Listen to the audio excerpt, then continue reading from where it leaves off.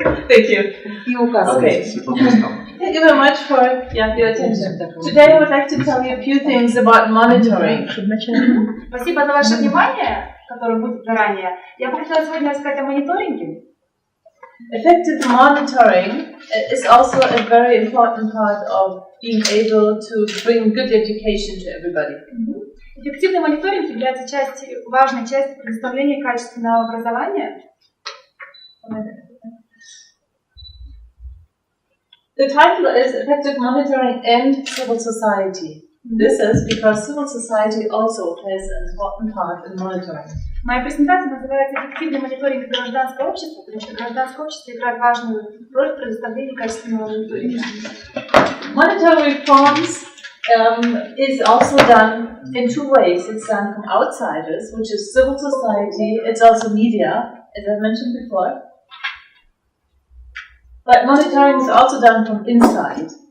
And inside, of course, are the people who really follow up very closely what's going on. The students, teachers, parents, and people working in the education institutions. Мониторинг и реформы в мониторинге реализуются с двух сторон. Это снаружи системы, получается, это гражданское общество, средства массовой информации, и изнутри. То есть это те игроки, которые непосредственно очень тесно взаимодействуют и участвуют в процессе образования. Это сами учащиеся или студенты, учителя, преподаватели, родители и люди, работающие в образовательных учреждениях.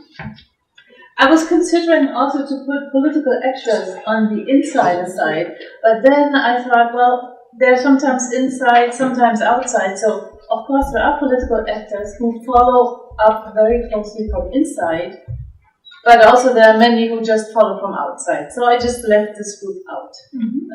Я также хотела вставить группу игроков, которые действуют на мониторинг изнутри политических акторов, но потом решила, что так как они иногда действуют изнутри, а иногда снаружи, иногда просто наблюдают за реформами, то я решила как-то их оставить вне вот этого слайда.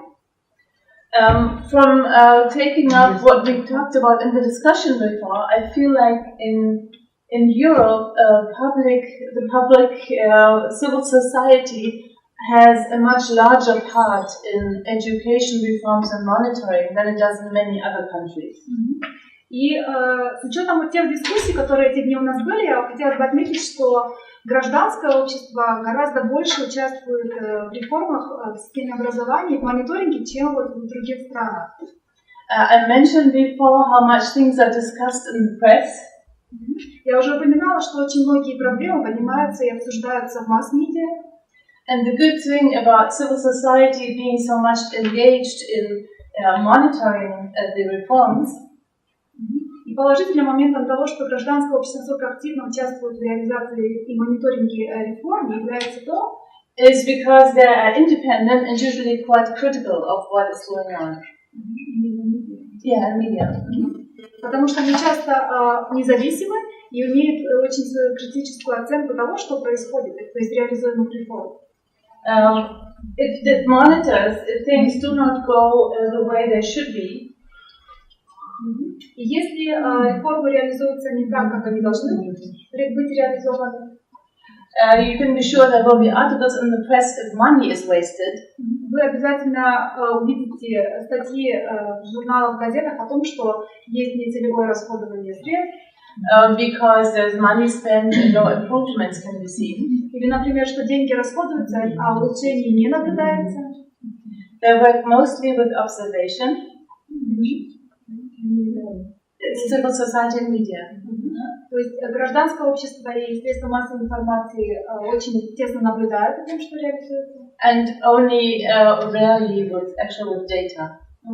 То есть в основном они свои утверждения основывают на наблюдениях, и очень редко на каких-то конкретных данных. But they still often bring new impulses, new ideas, what part should be looked at and has not really been checked closely. Но они, что важно, привлекают внимание к тем моментам, которые не получали достаточного внимания. И в этом смысле они привлекают внимание как раз-таки к таким вот недосмотренным областям.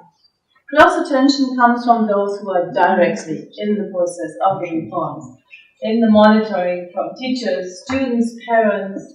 В мониторинге часто также активно участвуют те, кто являются участниками самого образовательного процесса. Это сами учителя, преподаватели, ученики, студенты, родители. There can be observations, like teachers can observe that the new books do not work so well because students cannot understand so well. И мониторинг также может быть основан на конкретном опыте этих игроков. Например, учителя могут заявить, что новые учебники не соответствуют каким-то конкретным требованиям и представлениям. For example, a few years ago, the way of learning languages has been changed in Germany to be more a way of using dialogues to learn languages. That was better than reading text in the beginning. Например, несколько лет назад в Германии изменили методику обучения иностранных языков и стали больше использовать диалоги, потому что было решено, что просто чтение текстов как таковое не очень хорошо ведет к изучению языка, и гораздо лучше вот живые диалоги использовать. And students, teachers, and parents observe that the students have much more fun learning and so learn faster. И, в принципе, все группы, и учителя, и сами ученики, и родители пришли к выводу из своих наблюдений, да, что так как обучение стало более веселым, занимательным, студенты больше вовлекались в процесс и также больше усваивали. So it's observation, but it's also data. То есть, получается, мониторинг иногда основывается на наблюдениях, на собственном опыте, но также и на конкретных данных. Data plays a very important role in most of the European countries. И в большинстве европейских стран данные очень важную роль играют. In Germany, you can say people are even a little bit crazy about data. И можно сказать, что в Германии люди немножко даже помешаны на данных. They always ask for proof. How much? How many? И они всегда просят доказательств. Сколько, в каком количестве, когда. And that's why in a lot of fields, a lot of monitoring is done. Поэтому во многих сферах проводится очень много мониторинга. There's in achievements of learning. Мониторинг охватывает достижения обучения. That is in the individuals, but also for the class as a whole. Это включает как и отдельных учеников, также и весь класс. There are numbers about the fields of education that are taught, and also about how people ended up with the state of learning at the end of the class. Также конкретные данные используются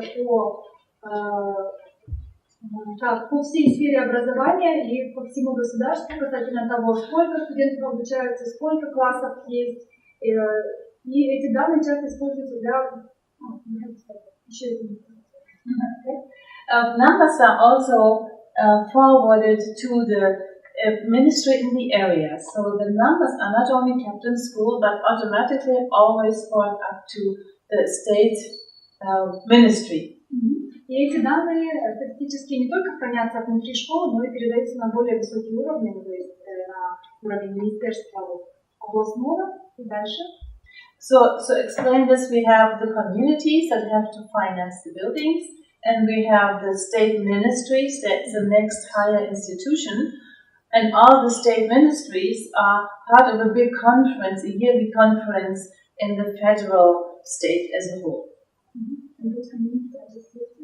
The community is for financing buildings, but the state ministry needs all the numbers from the schools and the students and the fields they study. То есть, например, если надо построить школу, то у министерства должны получить все данные по поводу того, по поводу вот таких статистических данных, количественных, да, которые касаются школы. Сколько учеников, сколько классов можно представить. For example, the community, let's say the city of Bishkek, would get numbers of how many students are in what classes. So the city would know if there are many small children that are taking part in classes 1, 2, 3, whatsoever, that at some time they would need more higher education opportunities.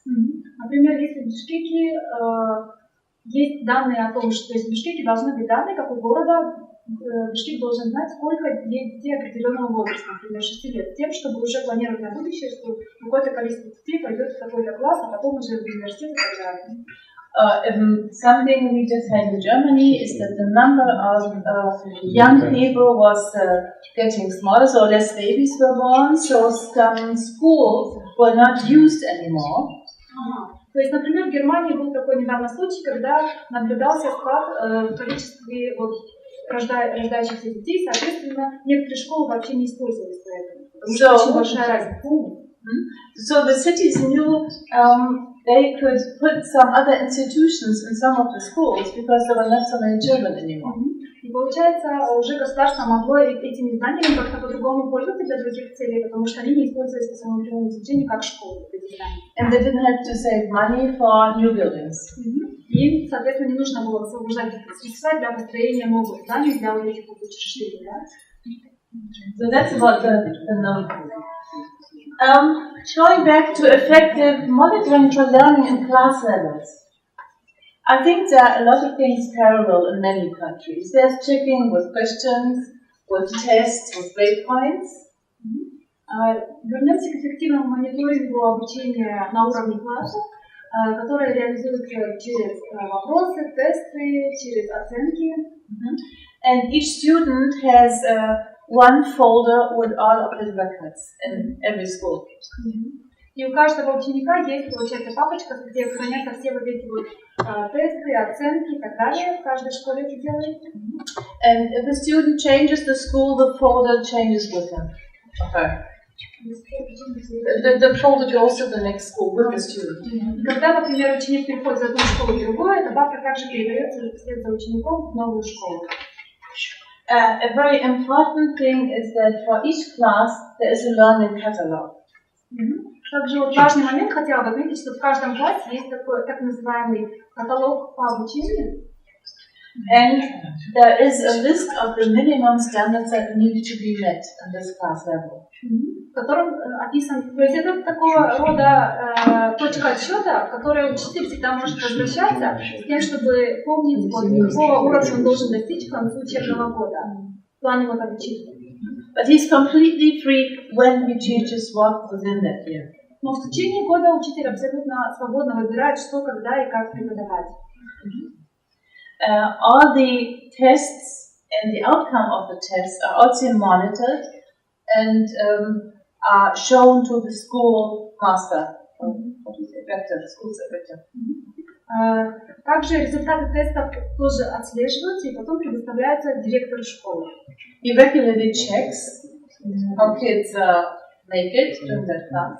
Директор вот регулярно на постоянной основе отслеживает успеваемых учеников на основе этих тестов. And if he can see that grades are not getting better or they're very bad, he will check with the class and the teaching of the teacher. Если оценки не очень хорошие, это вызывает, соответственно, привлекать внимание директора, и он тогда должен будет посоветоваться с учителем и проверить, что происходит с классом. Почему оценки такие плохие? For the students and for the parents, it is also easy to monitor what's going on because the class program is open to everybody in the internet, in books. Как учителям, как ученикам, так и родителям также легко отслеживать, что происходит, потому что программа обучения она доступна в интернете. Они могут ее легко скачать. So it happens that on these class meetings of parents, the parents may ask, why have you not taught this topic, or when are you going to teach this topic? И получается, на школьных собраниях нередко бывает, что родители могут задать такой вопрос, почему вы, например, этот предмет еще не прошли, когда вот эту тему собираетесь проходить, почему это сдвинулось и так далее. And if the school year ends and some topics have not been touched, the parents and sometimes the students also complain to the school rector. И если учебный год уже закончился, и некоторые темы все еще не пройдены оказались, тогда и родители, и ученики сами могут пойти пожаловаться школьному директору. Then, tests comparing classes of same grade level is another way of monitoring. Еще одним инструментом мониторинга является проведение тестов для сравнения разных классов одного уровня. There are many schools where you have 2 or 3 or even 4 classes that are running parallel. В школах нередко бывает 2, 3 или даже 4 класса, то есть это получается параллель, да, наша? So sometimes the rectors ask to have a parallel class test in all 4 classes, same time, same subject. И иногда директор школы может провести параллельный экзамен по одному предмету во всех классах. So it is possible to see how well teachers and students are doing. И это позволяет оценить успеваемость учеников, также сравнить, получается, методы преподавания учителя. A few years ago, it started that every year there is one parallel test in all grades of school. Несколько лет назад была введена такая инициатива, что начали проводиться такие вот тесты каждый год, раз в год, получается, охватывающие каждый класс. No, just for the major. I didn't mention the subject for the three major subjects. По трем основным предметам такие тесты проводятся. At the end of the year, of course, the students all get report cards and grades, just like everywhere, I guess. В конце года ученики получают свои оценки и отчеты по успеваемости. For some schools, it was tried out not to give grade points anymore, but just give reports. В некоторых школах ввели такое нововведение, что вместо оценок в конце года давали просто отчеты по успеваемости. This was kept for elementary schools because it was felt that the development in learning was not well monitored just by grades, but it needed many more psychological factors to come in. И это в частности делалось на уровне начальной школы, потому что было решено, что оценки недостаточно четко помогали отследить развитие детей в начальной школе, поэтому нужно было ввести дополнительные психологические параметры. Через описание оценок можно было отследить развитие детей, которые содержатся как раз в этом отчете. On class level test, you also have the final test at the end of the school year, in the so-called middle school that goes up to 10th grade. На уровне класса проводится по окончанию учебного года тесты, которые вплоть до 10 класса каждый год делаются. And then you have the Abitur, that is the final exam of the end of the school that leads to university. Потом идет абитур, это в принципе аналог нашего выпускного экзамена. And that's for all the schools in all of Germany that lead to university. That is to have one level that all should be measured at before they go to university. Это, получается, проводится по всем школам, с тем, чтобы все выпускники школ соответствовали одному стандарту и могли потом поступить в университет. And I had mentioned before that there were differences in the average grade points in the different areas of Germany, so that's something where things will be monitored and changed again. Как раз таки вот я упоминала до этого про случай, когда в разных областях были разные оценки. Это как раз таки был вот этот вот выпускной экзамен, и этот экзамен является инструментом для отслеживания вот как раз таки разницы по регионам. In France, for example, they have the baccalaureate. That's about the same kind of test. Во Франции тоже проводится подобный тест при окончании школы, называется бакалавриат.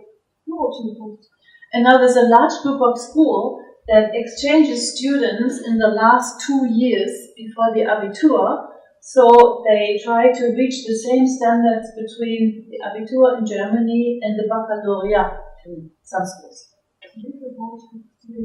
Exchanging schools. So French students go to Germany for 1 year, and Germans go to France, and they can make the baccalaureate or Abitur, and it's same level to bring things up to same level. Например, часто практикуется, что ученики из Франции едут учиться в Германию, или ученики из Германии едут учиться во Францию, но в любом случае они и в той, и в другой стране сдают этот выпускной экзамен, и он одинаковый. And these students are, of course, highly qualified for the working market in both countries.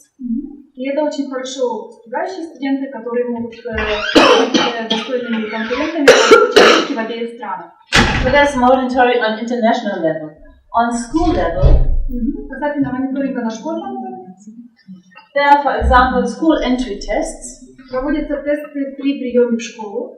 That is when little kids start school in first grade. Это проводится до 1 класса, когда дети поступают в школу.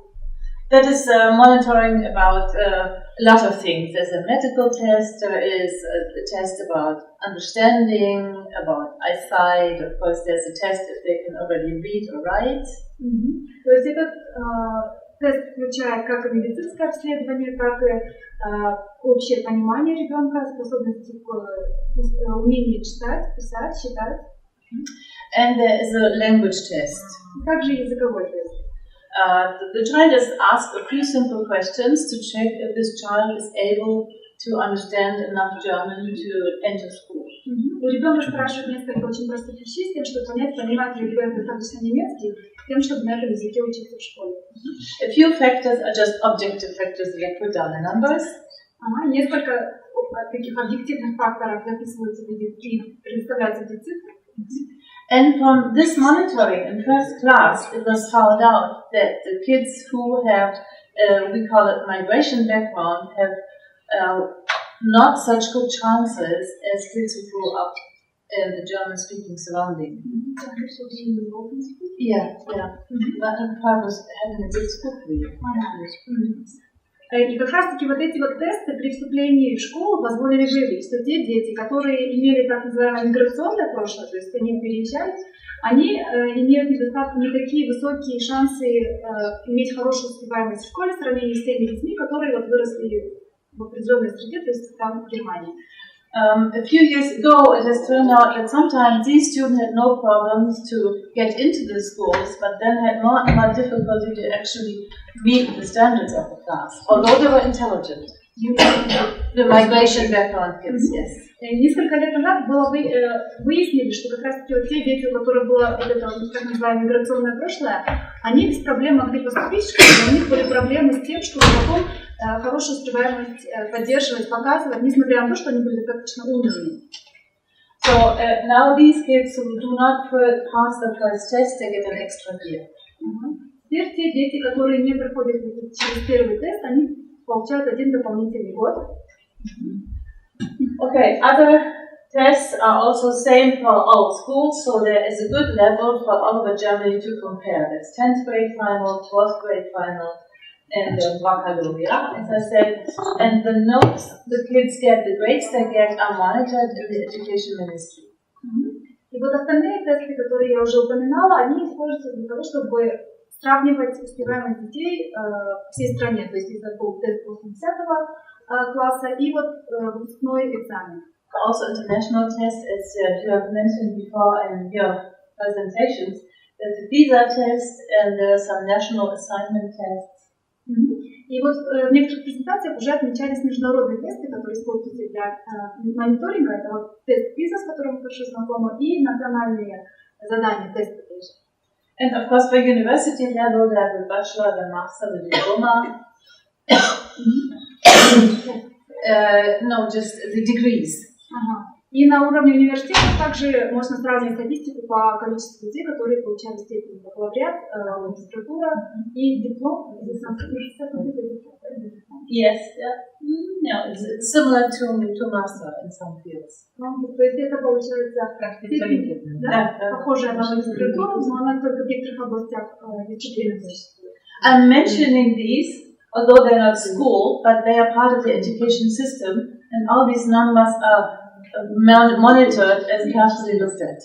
Я упоминаю вот эти степени, несмотря на то, что они не являются частью школьной системы, но они также позволяют мониторить состояние образовательной среды в целом.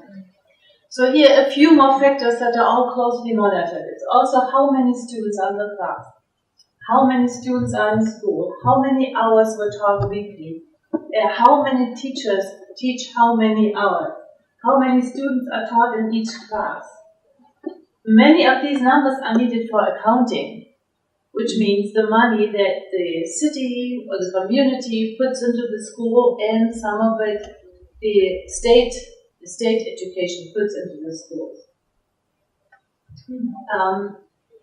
All these numbers are a lot to monitor, but actually these things work without so much extra work because of computers. It's easy to forward numbers.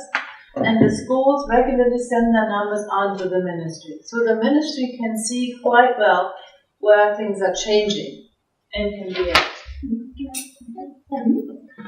Также вот есть ряд статистических данных, за которыми все очень тесно, за которыми все очень следят.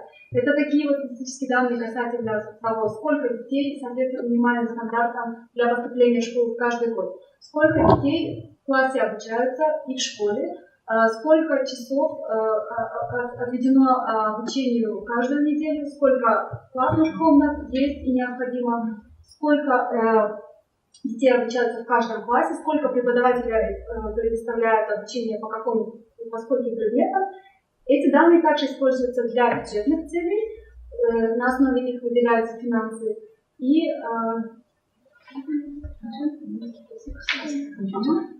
министерство, получается, выделяет данные, выделяет деньги из расчета на одного студента. И государство также платит за учителей. Зарплату учителей.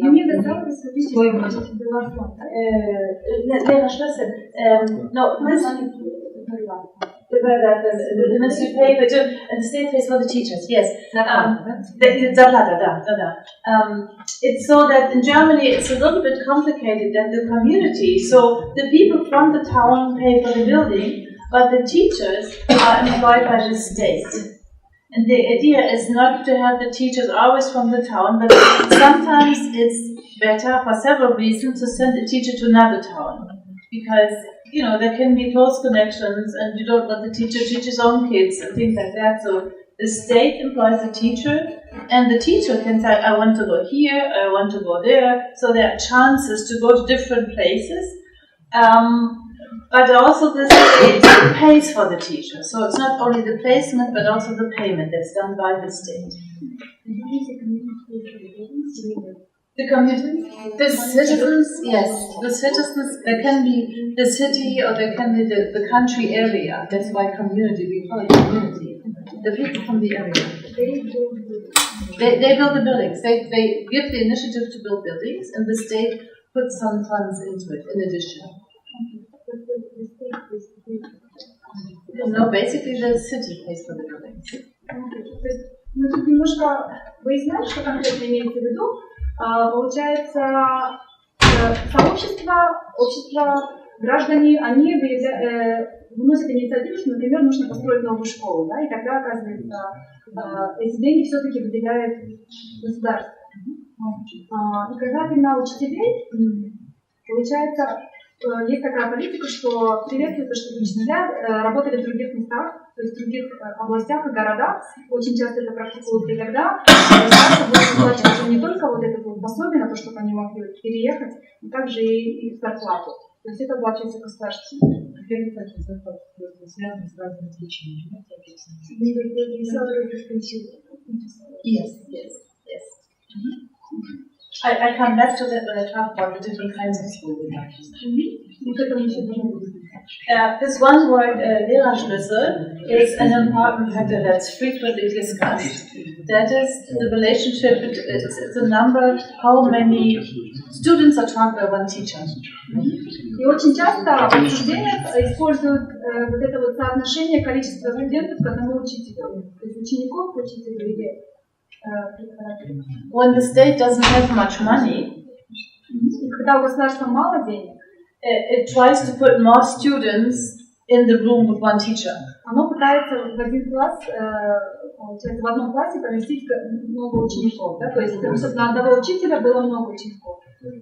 And that is what has been happening in Germany in the past year, and there have been some protests because there should not be more than 30 students in one class, but there have been more than 30. So there is a right, if there are too many students in one class, to change this.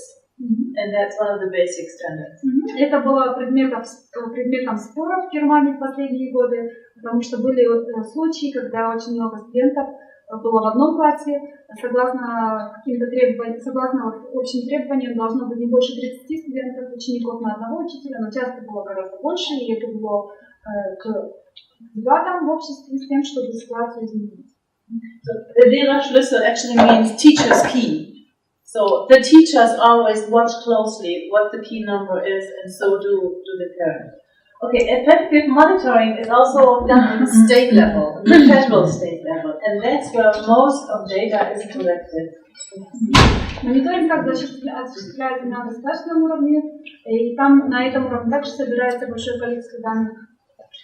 There is a so-called Statistisches Bundesamt, which means a federal institution to collect all the data. Есть специальный федеральный орган, который собирает все статистические данные. And with those numbers, a lot of changes are seen, are monitored, and give good proof to things that need to be changed, or you can monitor if things went well when you have done changes. И эти данные используются как обоснование, как инструменты для ведения изменений и так далее. Да. There's a huge amount of data that's collected, and all is public. So whenever you want to find out something, like you want to see how many students are in my hometown, you will find it. It's all open and accessible. It helps to monitor the changes, and it helps especially to make plans for reforms.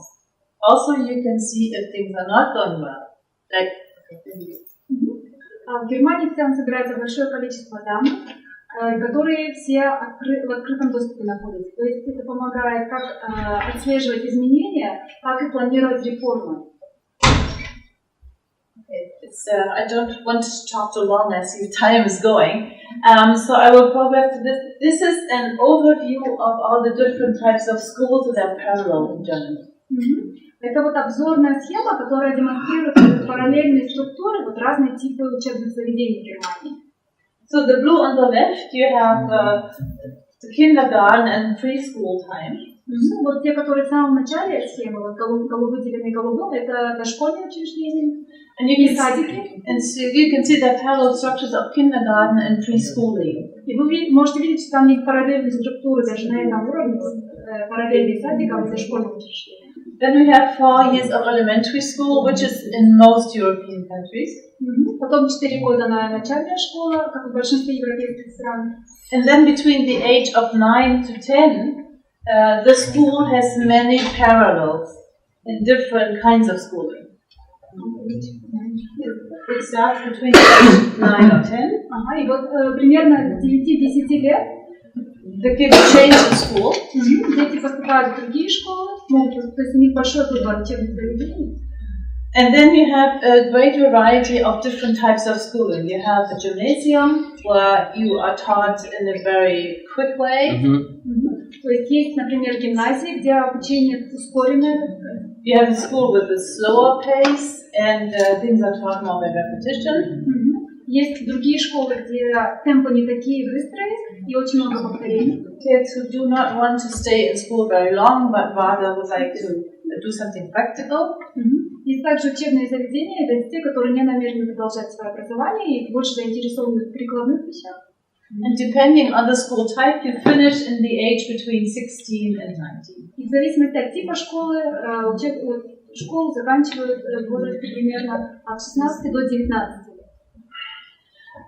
But still, even if you finish school, you can later come back to school and take one of the opportunities that are for after schooling, after compulsory schooling.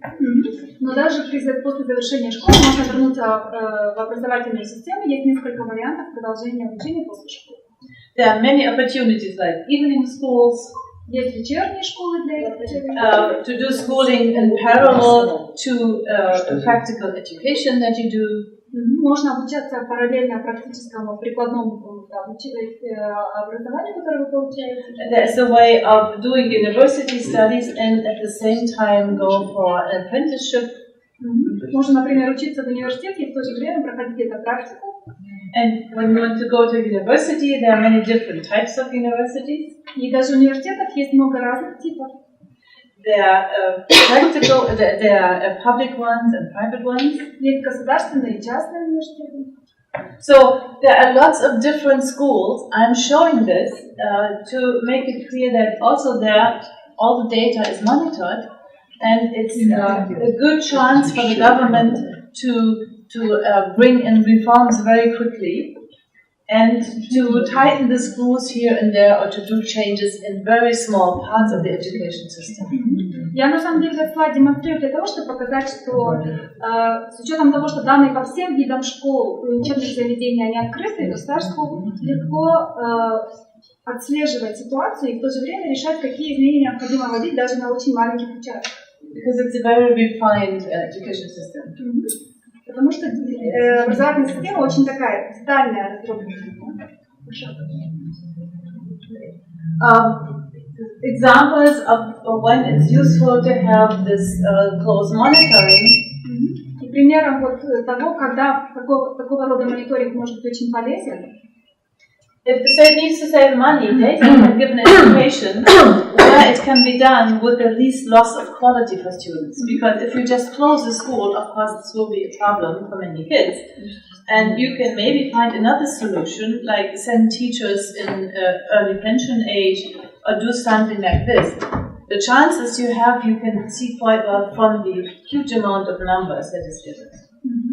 И вот, например, когда государству нужно сэкономить финансовые средства, вот такие статистические данные могут подсказать, где можно это сделать, с тем, чтобы как можно меньше навредить качеству образования и образовательных результатов. Например, может, можно будет какие-то школы укрупнить, может, можно будет отправить учителей на пенсию раньше и так далее. То есть какие-то варианты можно будет сразу просчитать. Another example, something that's happening now, in some areas of the country, there may be more people coming into one community. Yes, it can also be from external. Еще один пример, например, некоторые города могут ожидать большого притока как внутренних, так и внешних мигрантов. And maybe these people coming in have little children which the school would not be able to see. И если у этих мигрантов маленькие дети, которые уже не вместятся в существующие учебные заведения, until it looks into this federal office where all the numbers are kept. Можно будет как раз-таки вот статистические данные на федеральном уровне проверить. So together with the data collected in the education ministries and those that are public over the federal state, there's a lot of information to check things early, to find out and to react before things are getting difficult. То есть данные, которые собираются школами, а также те, которые собираются и хранятся на федеральном уровне, все эти данные помогают вот такие вот ситуации отследить и принимать решения в связи с какими-то реформами или изменениями. Cross-checks, horizontal and vertical, are also possible in this data, and they make data more reliable. И разного рода горизонтальные и вертикальные проверки также помогают эти данные в очень надежном виде поддерживать. Again, another just overview why it makes sense to keep a lot of numbers, which is so easy in the computer age. И также вот ряд причин, опять-таки, по которым так важно такое количество статистических данных собирать и поддерживать, что в принципе не так уж сложно в наше время вот компьютеризации. It's necessary for adequate funding, for always having enough money for buildings, for students, for books. Эти данные необходимы для адекватного бюджетирования, финансирования. It's important to track the changes. Также для отслеживания изменений. To prove if things have been achieved that should have been achieved.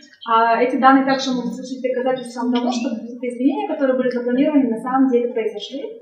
And to monitor how effective reforms have really been. Такие данные также помогают отслеживать эффективность реформ. To give another example, there was the realization that Germany needed more students to visit universities. They made some changes in the schedule, and after 4 years you can see that the number of students going to university has increased. Например, одно из недавних нововведений, то что согласно подсчетам было выявлено, что в немецкие университеты нужно гораздо больше студентов. Тогда был пересмотрен график обучения, и через 4 года уже можно было видеть, что количество студентов на самом деле сильно возросло. So very important, to sum it up, very important was to have a lot of data, to have some basic standards that need to be met, so there is a parameter which everybody can turn to, and to have a public, so you have a wide range of people watching things happening, plus you have the data to give proof. И вот в заключение хотела бы такой небольшой саммари сделать, что очень важно собирать и поддерживать разные виды данных, что эти данные очень нужны, когда нужно принимать решения, и когда нужно предоставить какие-то доказательства реформам и изменениям. So, that's it, and I will be happy to answer questions. Я вот закончила презентацию и могу ответить на ваши вопросы. Спасибо, во-первых.